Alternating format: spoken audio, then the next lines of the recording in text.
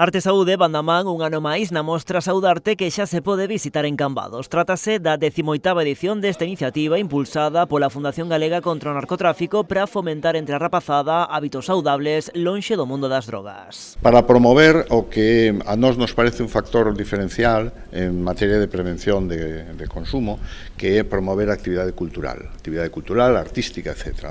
Nós temos na Fundación dúas palancas coas que facemos prevención.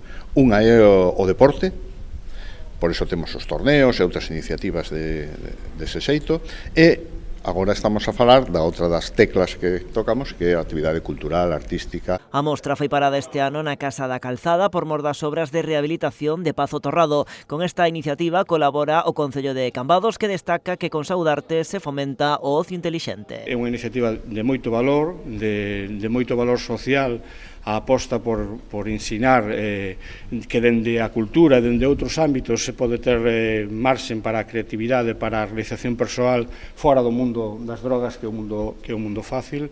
Nós, como sempre, estamos encantados de recibilos aquí, terán as portas abertas. A exposición está composta por 25 obras creadas con distintas técnicas. Parte destes traballos foron elaborados na Academia de Pintura José Ramón Costa, que colabora con Saudarte. A mí me complace simplemente a chegar aos rapaces e que sean conscientes e maduros para transmitir tanto as ideas que aquí se queren conseguir como as súas propias. 21 rapaces e rapazas plasmaron o seu talento e creatividade nesta exposición que, como é habitual, está comisariada por Augusto Guedes. É un placer moi grande poder ver obras colgadas significativas que nun futuro vaya usted a saber que podería chegar a ter unha significación moito máis importante. O primeiro, todo o mundo cando colgan todo o mundo, os grandes pintores, etc., o primeiro que fan é colgar unha obra.